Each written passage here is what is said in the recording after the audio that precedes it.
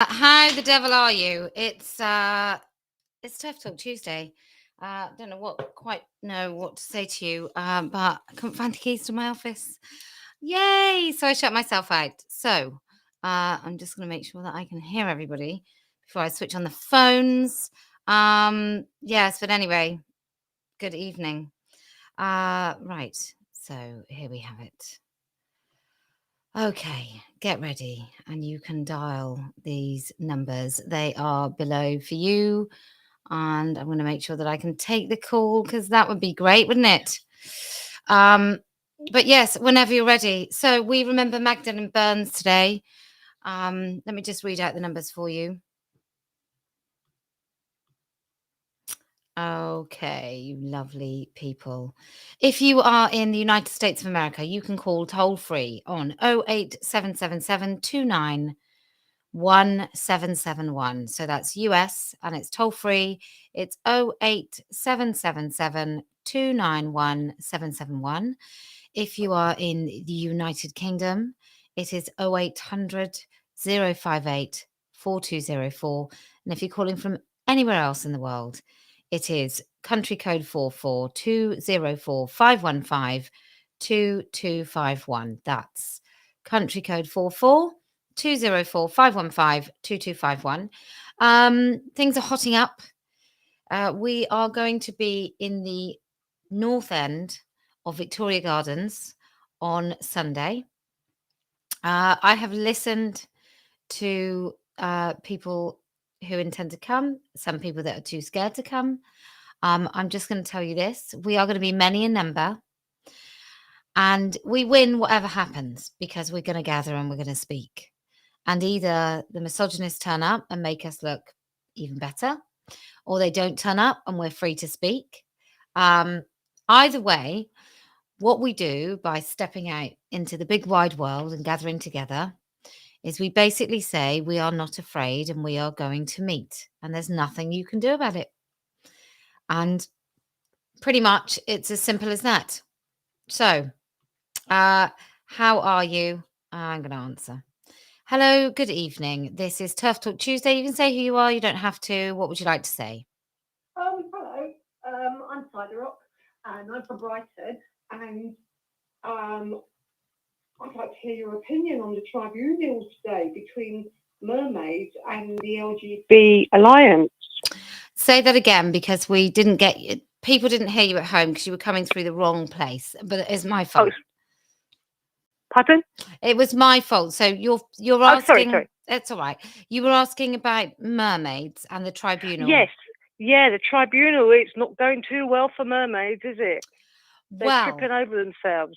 Unfortunately, I haven't been able to keep up with that today. But as I understand it, the people that aren't experts have turned up to tell people that they're not experts about things they didn't know about in the first place and shouldn't have been advising on. Is that the gist? Yeah. Yes. Yep. Yeah, it quite is actually. Yeah. There was one guy, an MP, standing there, and he said that anybody can be a lesbian, anybody. And I'm like, what planet are you on? You know, and anybody can say who they are, and it's just quite ridiculous. You know, I know you're not on Twitter, but Twitter has completely exploded with it. I just wish you could see it. Actually, it's just they're going to lose. Regardless, they are going to lose. They've not prepared themselves. They didn't. The cash report. Yes. They were asked about the cash report, and they said, "Well, have you read the cash report?" And I think it was the guy, the MP, or the other woman said, "Oh, I've looked at it briefly," and I'm like, "Well, you're supposed to be. This is your subject. God. You know, you've looked at it briefly. It's not good enough. You want to defend yourself. You're coming to court." You've got to have your facts there, and it's like it's quite intense at the moment. It's quite interesting. Like there's a new kind of scandal brewing about somebody else who's proclaimed themselves an expert that I'm not going to talk about because it's not conclusive as yet, but I think it will be quite big news even on this side of the debate. But Susie Green and mermaids, and before there was Susie Green, Camilla from Kids Company, there does seem to, you kind of think once you're involved with kids or once you're involved with victims of violence or vulnerable people at all, Hmm. you would kind of imagine that there were loads and loads of checks and balances, and it pretty much seems like there aren't any. There's none. There's none. And I think one of the hashtags as well. This guy was talking. It wasn't the MP. He's been questioned about medical aspects of puberty blockers, and he says, "Well, I'm not an expert. I'm not an expert," and that's become a hashtag at the moment. And it's like, well, what are you? Why are you here? Crazy. You're supposed to be an expert. You're supposed to be giving advice on kids who want to change their bodies permanently and become sterilized and regret everything when they turn into adults. And you're saying you're not an expert. You're saying go and take these puberty blockers, go and have this surgery. God. It's just crumbling under their feet. As they say, the wheels come off the bus and the doors are flying open.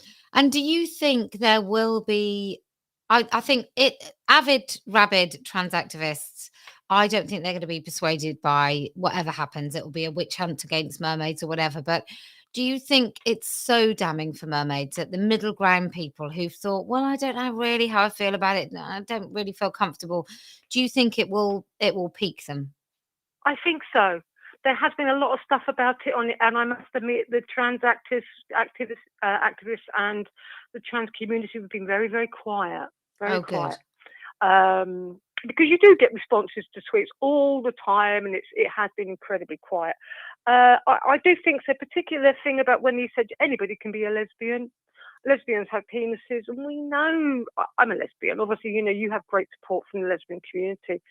And it just sickens me. I had been approached by a woman in a bar who was very convincing, and this was a few years ago, and then asked me for a dance, and I felt something that I did not want to feel pressing up against me. Oh, that's disgusting. And I'm like, what are you? And it was like a big joke. It was like a challenge to them. Yeah? Yeah. The ultimate invalidation. Yeah, but I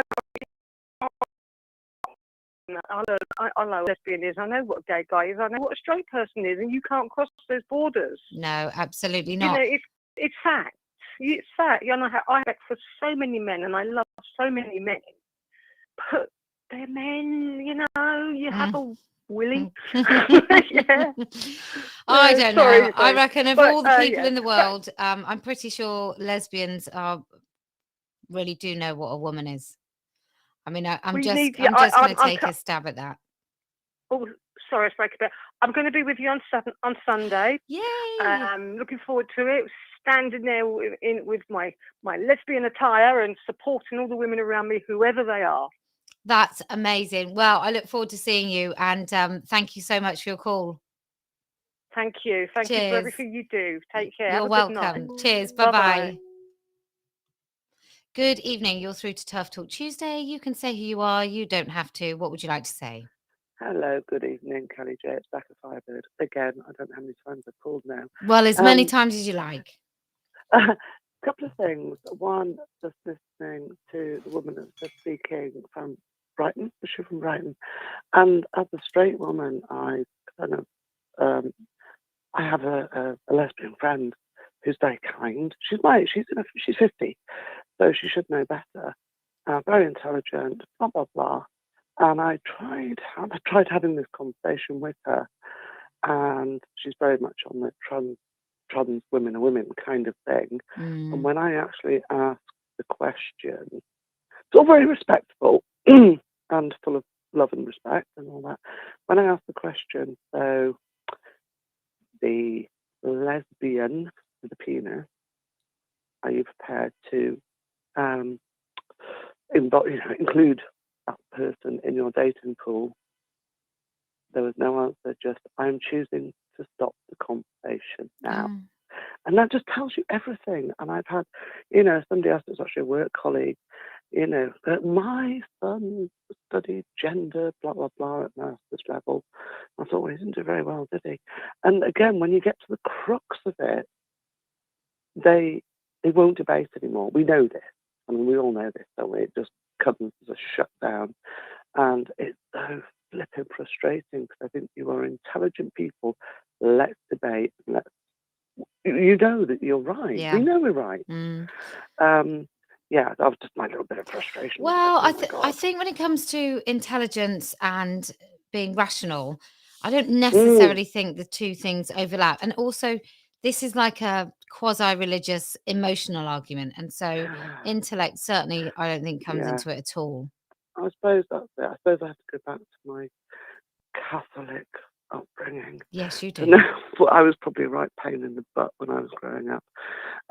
Yeah, that was just a frustration. On the other thing you said, on the very first, when you came on, I saw you were saying a lot of women are maybe frightened of coming to Brighton. Please don't be. We're just here. We're all women. We're strong. So many of us that will be there have been through so much crap in our lives that we are strong and we will protect you. So please don't be scared. Come, come to me. I got red hair. Come to me. I'll look after you. In fact, she's got bright red hair, like not even, Very. this is not It red is as bright in red hair, as and in we will ginger. have pink brollies. And yeah, so please come. Don't be Amazing. frightened. Thank I'll you look after very, you. very much. We will see Okay. you soon. Cheers. See you Bye-bye. then. Bye. Hello, good evening. This is Tough Talk Tuesday. You can say who you are. I might have just lost you. Did I lose you? Yes, I lost you. Well done, me. Hello, good evening. This is Tough Talk Tuesday. You can say who you are. You don't have to. What would you like to say? Oh, hi. I'd rather not say who I am. Okay. But I'd just like to say two things. It's quite a personal story, so do bear with me. Might not seem connected, but it absolutely is. Okay. So when I was young, I had really painful periods. And I went to get medical intervention because this was interfering in my life. I mean, it was hell, absolute hell. And I was refused. I was refused medical help because they said I couldn't make up my own mind. As it turns out, I've never had children, and that is one thing. But later on in my life, my sister got ovarian cancer, and she died age 43. And so I was offered then the option of having my breasts removed and my ovaries removed. Gosh, Now, I'm so sorry. my breasts aren't the best in the world, but I kept on hold of them because it's radical surgery. This is not something that you can do lightly. But I did take the ovarian option. And so I had my ovaries out, and I'm very pleased I did. But here's the thing, I learned a lot from having that procedure because I was told that it could knock 10 years off my life, that I could get osteoporosis and whole loads of other things that people don't know about that can happen when you have that surgery done. And it really worries me that this is being offered to young women. Young women, it's a scandal. But here's the big thing. When I went back for my checkup at a major hospital, a big hospital, I was seen by two consultants, and they asked me how I was, and they actually looked at my partner to see the reaction, and he was fine, because what had actually happened was my hormones didn't actually suit me. And I told them this. I said, my hormones didn't actually suit me. I am so much happier, sort of go to bed, wake up the same person. It is fantastic. And here's the thing. These two consultants turned around to me and said, in the 22 years they've been doing this job, I was the first woman to ever say that. So if there was, Kelly, this underlying trans thing, surely these two consultants in 22 years would have encountered more than one woman saying that. Yeah. Gosh. Let me first say I'm really sorry for your loss. Thank you. And also the trauma of having to make those decisions must have been pretty impactful. And I'm sure it was at a time where you thought about your sister a lot. But yeah, I totally agree. And we know that, especially in the United States of America, now I don't know here what NHS doctors or what doctors that work in both the NHS and private practice are whipping out the healthy organs of young women who say they're boys or men, in comparison to those that are doing it because they really do think it will extend the chances of or heighten the chances of someone living a long and healthy life. But I would imagine the skills mean that some of those doctors will be both having conversations with women like yourself about what the risks are and the cons of the surgery, and convincing them that actually the reason we're going to do this is because it gives you a whatever percentage less chance of getting cancer. And those same surgeons will be what? Are they even having those conversations, or do we think that actually they're just handing them out? Like, is there something in this country that means you always have to read every risk, or are they just kind of reading it so quickly it's like something from an infomercial? Yeah, but here's the underlying misogyny, Kelly, is that if I went as to get to transition from a woman to a man, no problem. But for having my life being made more comfortable and being denied, that's underlying misogyny. 100%. It's I don't even know what to say, because I only think that we treat women who call themselves men and we treat them well. And I don't think it's because they're transitioning to men and anybody really believes that they turn into men. I think it's because trans, like many movements, is male dominated, and it actually benefits men in that movement more than it does women. And that would be the same as Black Lives Matter, for example, was much more about the racism that Black American men experience, as opposed to both the misogyny and racism that Black American women experience. So I don't know what that is. I only think I think the reason women are taken seriously when they pretend that they're men is because it holistically benefits men who call themselves trans. That's the only way I can explain it. And we don't mind whipping out the healthy organs of healthy young women. Well, I think you'll be proud of me. I'm constantly writing to my MP about this, constantly. And people should do that as well on here. Just keep writing, because they're taking it more seriously, because instead of me just getting email responses, I'm getting letters now. So please, people, keep doing it. And that's all I've got to say. And thank you for listening. Oh, well, thank you very, very much for calling in. It was a really brave call for you to talk about something quite so personal. So thank you very, very much. It's an important issue. It is. Thank you. Nice to talk to you. Bye. Bye-bye. Okay, you are through to TERF Talk Tuesday here. If you would like to call, if you're in the UK, it's 0800 058 4204. If you're in the United States of America, it's 0877 729 1771. If you're anywhere else in the world, and we'd love to hear from you, and Australia will be coming back. It's just obviously the Queen died, and everything's got a bit crazy in this country. So the country code is 44204 515 2251. We had 2 or 3 Swiss callers over the last however long. Okay. Good evening. You are through to TERF Talk Tuesday. You can say who you are. You absolutely don't have to. What would you like to say?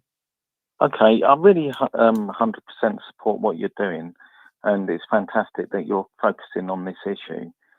But there are a couple of things that I've been thinking about. Why would anybody want to be a man? What do you mean? Why would a woman want to be a man? I mean, I was born in the 1960s, and since I was a child, everything I've ever heard has been anti-men. Really? Yeah. Like for example, in the 70s, 80s, 90s, there were all these magazines saying that you no longer need men. Women can survive on their own. They can have the children. They don't need the men in the house. And then, as a child, there was a lot of things that used to come out, such as a program called, I don't know if you remember, Wait Until Your Father Gets Home. So they would cast a discipline on the child. Well, to And be that was fair, something that women used to do traditionally. that is true. Now, the reason that is true is that that's what happened. Like all my parents' generation, not mine so much, but my parents were really, really young. So my mum and dad are only just 70 now. So I probably didn't experience the same as other people my age. But definitely fathers, my husband's parents, definitely. All my parents' siblings, the father was a disciplinarian, and that was because he was the most respected person in the household, in both those households. And both of them had working mothers. So both my grandmothers worked, but also did all of the cooking and the cleaning and the childcare. So what happened was, I think, is women sort of came out of some darkness, if you like, and maybe that they began to think that men weren't all that. And that was a way of getting the message across. Now, I am a heterosexual woman. I'm very happily married. I absolutely adore my husband, and I have 3 sons and a daughter. And so I tell you what it's like for a girl. I tell you why some girls don't want to be girls, right? You're either pretty and you have that currency, and that can be used against you, and that can be the only thing of value, or you're not pretty and you're not valuable and you're completely ignored. And we only have to look at how many lesbians, certainly lesbians that don't remotely dress feminine, we only have to look at how they're regarded in society to see why it might be a little preferable for some of those women to think, well, actually, I might as well be a bloke. Because maybe I'm going to walk about this world a bit more freely. From 11 years old, most girls, so if you go through puberty, I went through puberty at 11. I've definitely experienced the male gaze. I've definitely experienced grown adult men looking at my very young body from a really young age. I think that is something that some girls want to identify out of. And I don't even think that those girls are thinking that it's not great to be a man. I think many girls and women still think it's pretty great to be a man. I definitely prefer being female. But I totally understand the currency that we have as women, as young women, as we grow, is we do feel like we become public property. And that doesn't mean that we hate all men. That just means that that's the lived experience of most women that I know. So yeah, I 100% empathise with that. That situation that women are under. They are more vulnerable in many situations. If they want to walk through a park, or they go out late at night, or they're waiting at the bus stop on their own, or getting the train, all of that stuff, I can 100% look at that and understand that. But what I'm trying to say is there is such a thing called misandry as well. I mean, if you look at 90% of the infant school teachers, who is imparting this gender ideology? Oh, it's women. It's not and it's men. mothers. It's women and it's mothers. I remember I went to university in the 90s, and there was this course called Women's Studies. So men weren't allowed on this course, and it kind of indoctrinated that generation of women who then became the wokey women that impart this type of stuff and indoctrinate our children. Then they're all the secondary school teachers. They're all being indoctrinated by women. Yeah. So there are men that are trying to fight from the background, trying to defend women and their rights and all of that stuff. But when we keep getting words such as misogynist thrown at us all the time, then we're in no man's land. Because men do suffer as well. The children that are turning into trans might have come from broken families. 90% of divorces are initiated by women. So are we saying that 90% of men are bad? No. Could it be possible that it's 50-50, that the fault of single parents at homes? You know what it's like? I speak to a lot of men that have been divorced. They had a lovely house, and then their marriage has broken down, and then they're in the hostel. They're struggling to pay their money. They've got to pay child maintenance, and the next minute they're in the one bed. They're sharing a multiple occupancy house, and then they go and see their ex-wife in order to go and see their children, and then they get shouted out, or they get abused, or they get kicked out, or the meetings to try and meet up with the kids. Where you're going to go if you're short of money? You're going to go and sit in a car somewhere and have a coffee, and your kid's going to say, "No, I'd rather be at home on my PlayStation." Well, and look, so I think I'll tell you who I think is at fault for people not working on their relationships. I think predominantly it's both people. I do think that adults in adult relationships have the capacity, if just one person changes, I do think if one person really works very, very hard on their marriage, they can make a marriage work just from their own side and then wait for the other to come in. I don't think that many women have children with men with the intention of then divorcing those men and raising their children and having, like, whilst maybe that man is in a hostel, but I can't imagine his ex-wife is living the life of Riley and looking after 2 kids. So I don't think anybody wins, and certainly the children don't win when people don't work hard enough on their relationship. So speaking very personally, I think that I owe my children to do whatever it takes to make my marriage work, and my husband feels the same. So that puts us into a category where we made a commitment when we had children that we would stay together. You know, we created these 4 lives. We owe it to them to stay together. So I totally sympathize with you, and I sometimes think, well, what do we women want from men then? Apparently, we want them to have emotions, but we want them to be stoic. We want them to provide, but we also want them to be there all the time. Like, what is it that women want from men? And likewise, I watch some men on the right talk about women, and I think, well, would they be okay if their daughters grew up and were doctors and wanted to go back to work and not raise children? Like, where are we really? Because we've come away from some roles that I think were really, it was good to liberate ourselves from some of the old roles and expectations, but liberate ourselves to do what and go where. I think that is the next sort of level of very long conversation I think we should be having, and possibly not tonight. But thank you very, very much for your call, and I really appreciate your point of view. Thank you. All right, you're very welcome. Nice to see you. Bye-bye. Okay, so look, I have been thinking about this a lot lately. I know I know how we talk, and I know that I'm an individual, and I'm married to an individual, and so we come about our relationship and conduct it in a certain sort of way, and we've got 4 kids, and you know, like I said, we do owe it to our children to work really hard on our relationship and our marriage. But you sort of think, when these people talk about men in a specific way, and I'm sorry to talk about men, but when some women talk about men in a certain way, certainly younger women who don't have partners, like, clearly we don't want our daughters to get married to somebody who's a porn sick misogynist. But what do we want for our daughters? What do we want? We do want a man to still be masculine, don't we? Not all masculinity is toxic. If you have any light to shed on this, you are more than welcome to call. So this is TERF Talk Tuesday. It's USA 08777291771. If you're in the UK, it's 0800 058 4204. Rest of world 204 515 2251. Please call if you fancy it.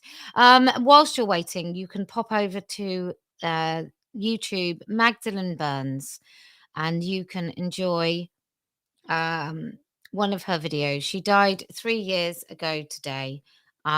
She was an exceptional, very funny, dry, funny human being. I'm reading some of the messages here. Men's problems also, let's have a look. Men's problems also don't cancel out women's issues, to be fair. I do wonder if the little things little boys hear about masculinity as children impacts on their chances of identifying as women later on. Interesting. Individual relations are different. Exactly, says Jay. Individual relations are different. It's all debatable. I'm not sure this is what we all need to be debating, because as a whole, it's going to come down to some dollars and pursuit of happiness and economics. I don't know. Some people talking about Magdalene, R.I.P. Magdalene. She was brilliant. Anne Derbyshire. I have a husband that puts me first above himself. I do the same for him. That sounds pretty great. Maria Mclaughlin, also in 2017, she was attacked by a man who called himself Tara Wolf. That was 5 years ago. And Radical Cartoon says Maria McLaughlin has a new video up today. It's 5 years since she was attacked by TRAs at Speaker's Corner. Marianne says, I'm here to defend the truth. I'm a full KJK supporter. Well, thank you so very much. Someone says, Father for Justice are disgruntled abusive exes. Good evening. You are through to TERF Talk Tuesday. You can say your name. You don't have to. What would you like to say? Wow, that was fast. Why, thanks. My name's Laura, and I've been planning to call in for a while. And, you know, when it actually happens, all of the way that you organized your thoughts completely go out the window. So I'm going to do my best. First, thanks for everything you do. You are very welcome. So obviously, I am in the United States. I am a 59-year-old woman who has recently come back to this issue, and I can't believe that it's taken me this long. From 1994 to about 2001, I owned and operated a women's only martial arts studio and feminist self-defense class. Are you there? I am. I'm listening. Oh, okay. And so there's another call coming in. I just ignored it. It was very interesting, the amount of vitriol that I experienced while operating the studio. I had the backup of what was then a women's center, not a women's and gender center at a local university. And I also sat on the board of a women's shelter that was only a women's shelter at that time. But it was just astonishing, the amount of vitriol that I received. I was actually thrown out of the Taekwondo Federation that I earned my first degree black belt through because I refused to include men in my self-defense classes. But in any case, one of the things I did in that class was to break down gender roles in terms of stereotypical gender roles. And how that creates a recipe for violence. You know, so I would have the group, and it never varied. You know, one column was an attractive feminine woman in our culture, and the other column was an unattractive, unfeminine woman, and never varied. The attractive feminine woman was demure, polite, nurturing, kind. You know, and the unattractive, unfeminine woman was, you know, bold, strong, assertive, aggressive, strong. And so then I'd ask the class, who's better prepared to defend herself? And, you know, of course, it's the woman on the right. But then I'd say, who else does that describe? And of course, it describes men. Right. And so I said, this is a recipe for violence. And the goal is that each of us can take on any of these attributes when appropriate or when desired, without retribution or ostracization. But that, you know, that's just not the case. So, and, you know, at that time, transgendered wasn't thought of the way it wasn't what it is. And I watched it change. I was a philosophy major who looked at relativism and saw this coming. You know, I saw postmodernism and I saw post-structuralism. I saw this coming. And I studied in the early 80s, and then I did graduate work in the late 90s and early 2000s. So I sort of saw it happening, and I watched everything change. But we had a man come into the studio when I had my school, and asked to join. And ironically at the time I had a guest instructor there, and we decided to talk about it, and she agreed with me that it wouldn't be the right thing to do to include this man in our women's only space, which I have to say, watching women flourish in that space was like nothing I had ever experienced. Right. It was amazing. And every week I had at least 5 women disclosed to me when I was teaching at university. But in any case, we decided not to. And I did offer this man separate private lessons at group rates and to organize a trans self-defense class, which I do now. That's the only thing I regret, Right. because I should not be teaching that. Now, ironically, this guest instructor I had transitioned to male, and I lost track of her, and I looked her up later, and was trying to just reconnect with her and asked her all about her transition, blah blah blah, and accidentally misgendered her in an email, and she just went off on me. I mean, just went off. And she was saying how she regretted not allowing that man into the women's class. And I was thinking, well, were you a fraud when you were teaching there then? Right.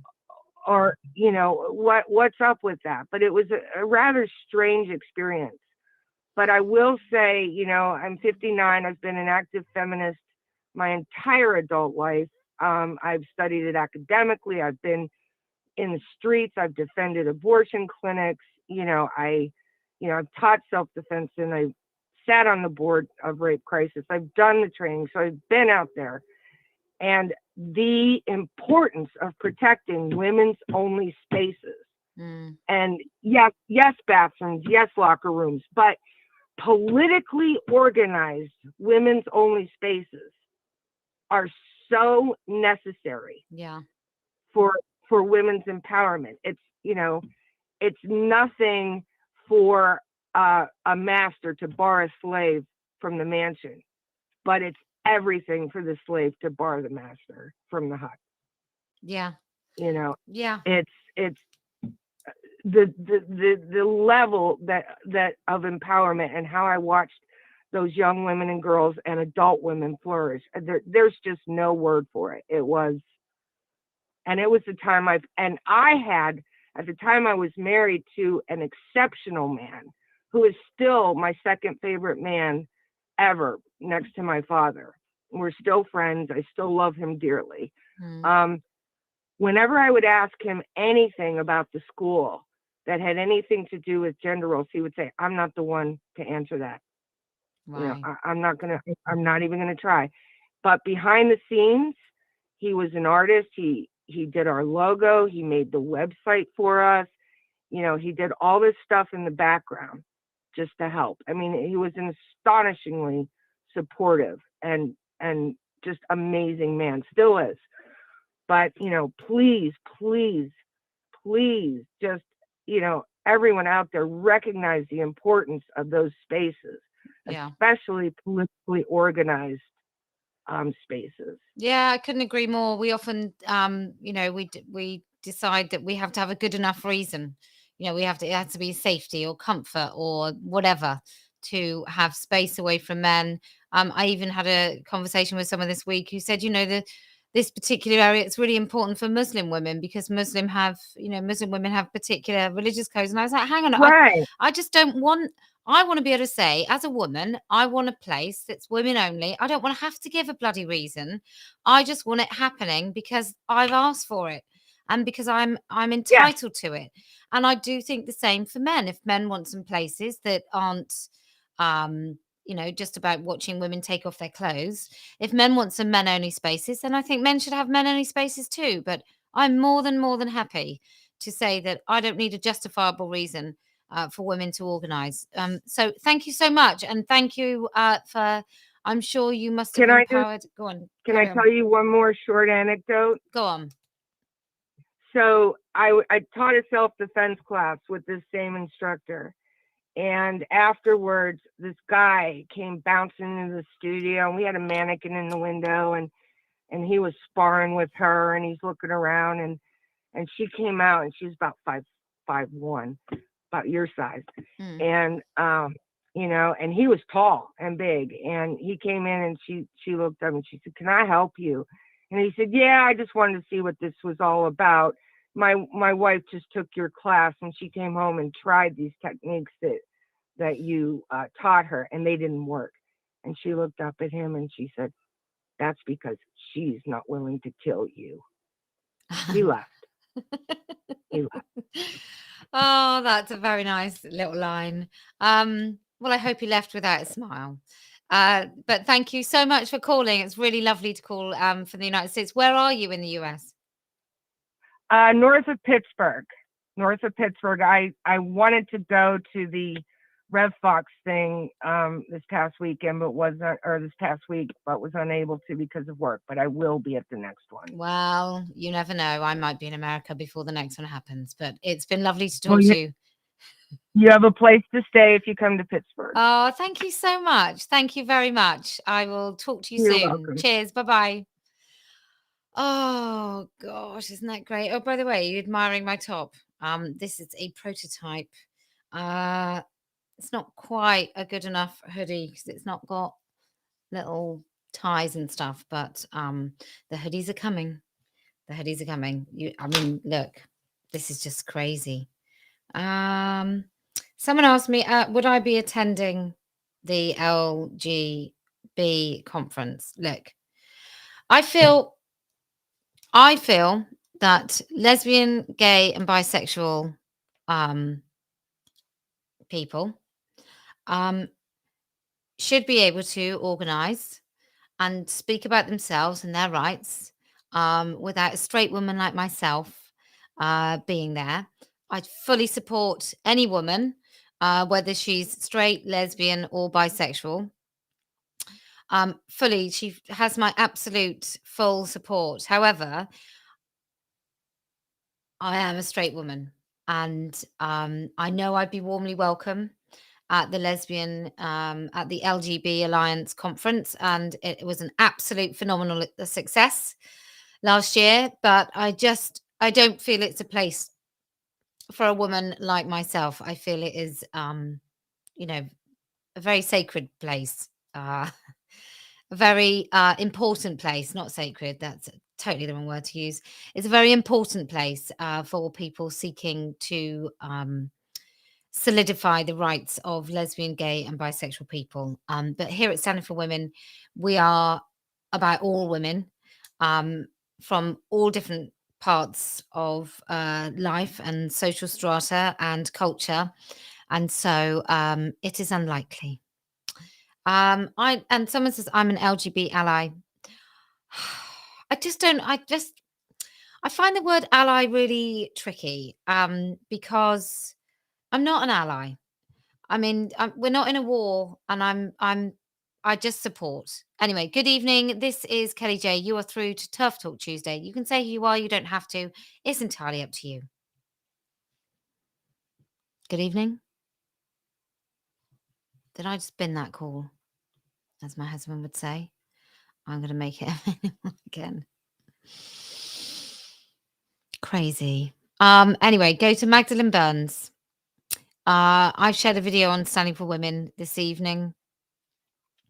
Like I said, she's very dry and very funny. Maria Mclaughlin, go and check her out as well. She runs a channel called Peak TERF. She's talking about 5 years since she was viciously attacked by a great big bloke. And the insult to her injury was that she didn't get compensation for some of the damage that he'd done to her property because she misgendered him in a court. I think that was about 2018. 2018 was also the year, it's coming up to Harrop Day, by the way, although maybe we shouldn't call it Harrop Day. It's coming up to, I think it was about the 24th, that Venice Allen and Linda Bellos were privately prosecuted, or the intention was to privately criminally prosecute Venice Allen and Linda Bellos by a particularly deluded trans activist. And then obviously the billboard went up. So this was, at this time, I remember the fantastic journalist called Joe Bartosh writing about the billboard, and everybody just ignored it. Not her column, my billboard, and everybody just ignored the billboard. And so then I went on to Sky News, and I think it was a good thing. So anyway, just admire. If you want to get updates of these wonderful things, I'm going to have to get some really good pictures because I'm going to show you again. Then you can join the Standing for Women membership. Like, come on, where? If I just even do that, I wonder if I can. I wonder if I can make it really by doing this. Let me just turn down the brightness. Goes a bit weird, so I do apologise. Probably have to go with the saturation. There, look. You just come on. It looks like it's got like batteries. That's how amazing it is. Anyway, I will turn the brightness back up. Oh, give myself some rosy cheeks. So I'm going to call it a day in about 6 minutes. So this is TERF Talk Tuesday. Here we go. Chelsea Mandy. Let's have a look at you. Just over 10 years ago, a man sexually assaulted, I'm assuming, his 3 children. I was a social worker. He got put in prison and then said he was a woman. We fought so hard not to let him get put into a woman's prison. Thank you very much, Chelsea Mandy. That's very encouraging. Heather Amira is talking about Mr. Menno. Right, let's talk about Sunday. Sunday, you have to come. If you can, you must. It's going to be great. There is an extension, an invitation extended to all. Okay. Gnarly Cat says, I hope you get more of your no extra balls. Fine, I'll do it, Gnarly Cat. Good evening. You are through to TERF Talk Tuesday. This is Kellie-Jay. You can say who you are. You don't have to. What would you like to say? Hi, Kelly. It's Leslie Farrington again. Hello. I'm just wondering, Joe, when there's a big event again, like Brighton's going to be, I'm just wondering if the locals could maybe hire a room somewhere or something, in, that maybe we could turn up and enjoy it together on a telly together or a big screen together, and that's a lovely idea. Put the reaction. That's a nice idea. I think there's ways, aren't there, of, I mean, not being in the same room, but there's certainly ways of sort of, or there used to be, social sharing stuff, so everybody could watch something at the same time. We will try and send it to both Standing for Women on Facebook and to the Adult Human and to my YouTube. But yeah, I think that's a really lovely idea, Leslie. Whether you actually watch it with someone else. Yeah, to be honest, it was I can't actually remember who the name was, but it was in someone in the Northern Red Femmes network who actually did it, which I did think it was a brilliant idea, really. But it was a bit too short notice, really, because she only thought of it a couple of weeks ago. But it would be nice, wouldn't it? And then they could have people reporting back, couldn't they, on running their own little Facebook page or whatever on it, or YouTube page on it, and reacting in real time to what's going on. It would be, I'm not very technically minded, so I don't know how easy it would be, but it probably is. If you know what you're doing, it's fairly easy, isn't it? I think so, but yeah, I guess you just put it on a big screen but yes, maybe have drinking games for every time someone says the word woman. That would be good, wouldn't it? Goodness me, you'd be drunk by the time the first speech is over. If it was, you could think of less popular words, so you could actually get through the day without inducing a coma. Unless we have, every time somebody said that TERF go home or something. That we have Oh my a gosh. sip, but there'll be. I mean, I've I'm watched slow, I've in watched 10 this minutes. I've watched this evening, somebody shared a woman who's trying to get people to go to oppose us, you know, to drown us out, because nothing says listening and allowing women to speak, and that, you know, they're all lovely people, more than trying to drown out our voices. But yeah, that's a really good idea, Leslie. Maybe that's something that we here at Standing for Women can look into, unless you want to do all the hard work. That'd be great. No, I don't know what I'm doing. I would do. Keep yourself safe, will you? And Yes. everyone else, and take care for the weekend. I wish Thank could you. be there, but I was actually thinking about it, but I've hurt my leg quite badly, so I don't think it'd be a good idea. No, well, we're You going to can come up try, north but again. I'll definitely coming up come north. to London and look some time. That'd be Okay, lovely. thank you very much, Kelly. You're very welcome. Nice to talk to you, Leslie. You Cheers. too. Bye. Bye. For those of you who don't know, Leslie is often in the chat, but also she came to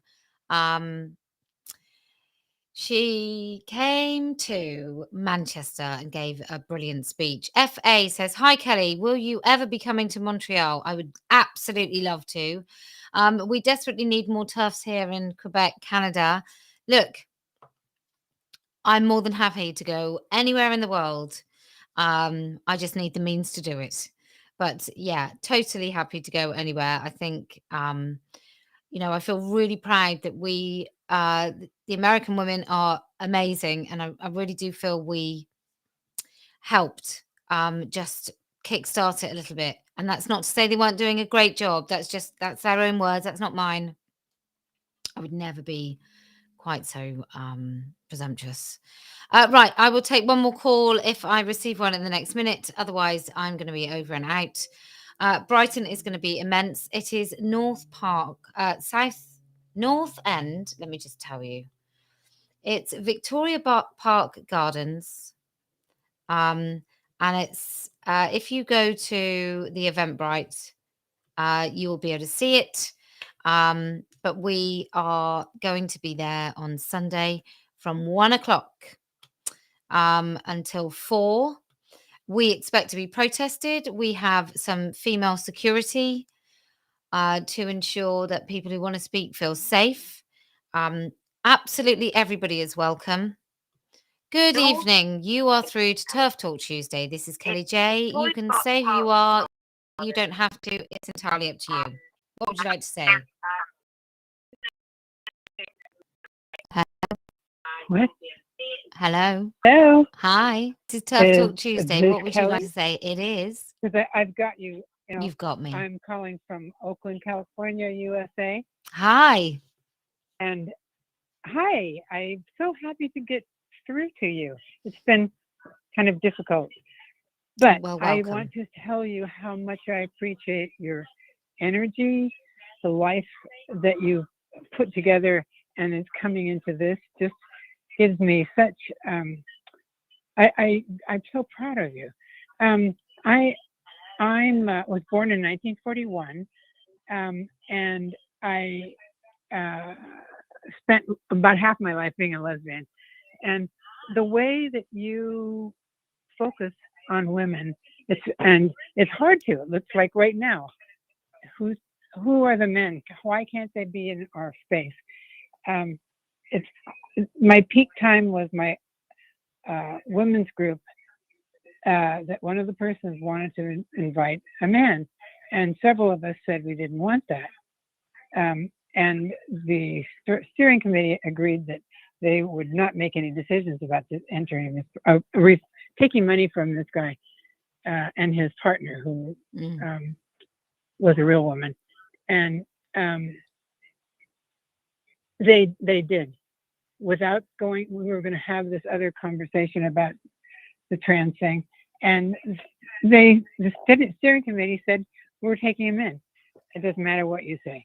And it turns out that this organization is really split. It's a national, actually, I think there's some international things there too. Anyway, I am so happy that you're doing what you're doing. It's too far for me to go to Brighton, but maybe one day I will.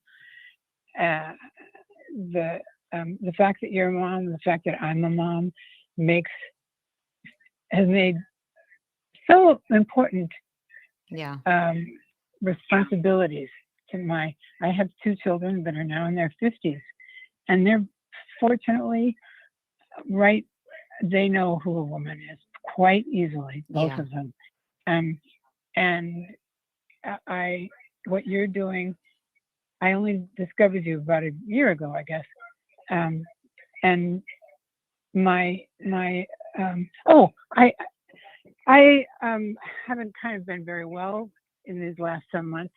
But while I'm like figuring out what can I do right now? Because I can't really can't walk around where there's a lot of people because it's hard for me to do that. But so I wanted to take a picture of what I've made. And I don't know how to take a picture and then send it to you so you can see it. These, I'll tell you about it. They're little flags. They're little suffragette flags made with chopstick and ribbon. Nice. And they're so cute. How can I send the picture of them? Well, if it's on your phone, you can then press the send. So there'll be a sharing button probably at the bottom of your phone screen when you click on a photo, and it looks like a little box with an arrow. Wait a minute. Wait a minute. Start again. Okay. I've got to turn you off over here. When you've got your phone, right, and you've got the photo in front of you, there's a little share button, and the share button looks like a square with an arrow. And then you press that button and it'll ask you all the different ways you want to share it. And you can share it via email, and you can send it to me via email at info@standingforwomen.com. info@standingforwomen.com. And you can find me there. And thank you so much for doing what you're doing.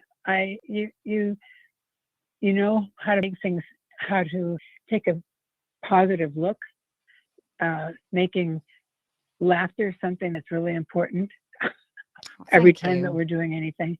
I just love it, the fact that there's so many women are coming out and speaking. My roots are pretty much all English and Scottish and Irish and all that. So I feel like I'm reconnecting with my ancestors, so to speak. Well, we are very happy to have you, and thank you so much for your call this evening. It was lovely to talk to you. You never know, I might be in California in the not too distant future. So that would be wonderful. I've got a bed for you. Well, I'll be certainly coming and stealing one of those flags. But thank you so much for your call. It's been lovely to talk to you. Thank you. Bye. Thank you very much. All right. Bye-bye. Okay, you lovely people. I just want to say something about. I saw a post today, and it was. I can't even remember how I got to it, but let's just say it was a man commenting somewhere. Something quite awful. He was either commenting on Facebook, and you could see he thought he looked like a woman, but you could see that he was a man. And I just knew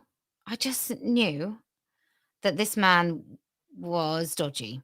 There's something about the profile picture often with these men, and then you look and in the profile picture is a child, and then you realize that there's throughout the conversation he's like posting different pictures of his family and his very young wife, and I'm just thinking, what would happen to me? What would have to happen to me? What sort of abusive situation would I need to have been subjected to accept my husband dressing like a street worker from a police academy movie in the 1980s? Like, what sort of coercion and manipulative abuse would I have to be subjected to in order to think that my world was somehow improved by my husband dressing as some some image he's seen in a bad porn. Not that there's a good one. And I just think that there was clearly a little girl in the picture who's now growing up in a household, not only where there's an abusive man, because that's terrible, right? Living in a household with someone who's abusive and controlling and self-centered and narcissistic is bad enough. But also growing up in a house where your mother is acting like she's endorsing it. Now, I'm not saying that all these women are subject to coercive control and abuse, but it does seem that's the more likely situation in which a woman accepts a man dressing as a woman and starts centering him and serving his narcissism. But also in that house, those little girls haven't just lost their father, or their father isn't just an abuser, but they've lost their mother to this cult also, while she on bended knees serves it. And what is the outcome for those children? It's unfathomable. And I'm not, look, don't think for a minute. Like when that man phoned before and he said about women being the people that propagate this crap and sell it to kids, because they are. We are the sex more likely to transition one of our own children. Men are more likely to sexually abuse them. We are more likely to transition and pretend our children are something other than they're not. In fact, women get brownie points, even in groups that I belong to, for saying that their daughter is not gender conforming, as if that's like, so what? Why is that any better? Why does any woman feel somehow victorious for the fact that their daughter isn't a girly girl, or their daughter is a girly girl? Like, it's the same crap. Why are women celebrating like, I'm such a great mum because like my son wears makeup, which means I must be so great? No, it doesn't. It doesn't mean that your son, if your son doesn't want to fit in it with everyone, it doesn't mean you're a better parent than if your children do want to fit in. Like, no, all of this, it's really weird. I understand, like, I can be really proud of my children, but like most parents I know, like most mothers I know, we think about our children's failings as our failings and their successes as their own. That kind of seems to be the general kind of the way it's supposed to work, right? If my son, who's studying maths, comes out with a first, I'll think that's because he's worked really hard and he's pretty clever, right? That's what I think about that. Likewise, if my son, who now works and doesn't go to university anymore, if he does really well at his job, I think that he's worked really hard. They're not my successes. So I don't know why I would feel, and you see it all the time with women who go, oh, my son will wear pink, as if it's like my son would wear pink too. But that just wasn't, he just wore it. It was just a color. I don't think that I was, maybe I did. Maybe when they were little, maybe I did do that. Think that I was better. I don't know. Anyway, I just wanted to say that when it comes to these men with their gaslit wife and their gaslit wives and their poor kids, just terrible. What a terrifying prospect. How messed up are those children going to be? Jesus Christ. There ain't enough therapy on the earth. Right. There are some things you can do that are for free. This hoodie is not one of them. This will cost you money because it is exceptional. And it's not even out yet. So you can't even buy it yet, but you can get the sweatshirt, which is equally just as beautiful. Right. Here's some things you can do. If you are not travelable to Brighton, then you can like, share and subscribe. That is a free thing you could do. And we give all our content for free because, frankly, who would pay? If you like, share and subscribe, that is a wonderful thing you can do. If you share things that we do on other places in the internet, likewise, that is great. That really does help us. The more you like, share, and subscribe on any different platform for us, the better it is for us, the more people that hear about us. We are also on TikTok. We are on where else are we? We're now on Twitch. We're on Facebook. We are on YouTube.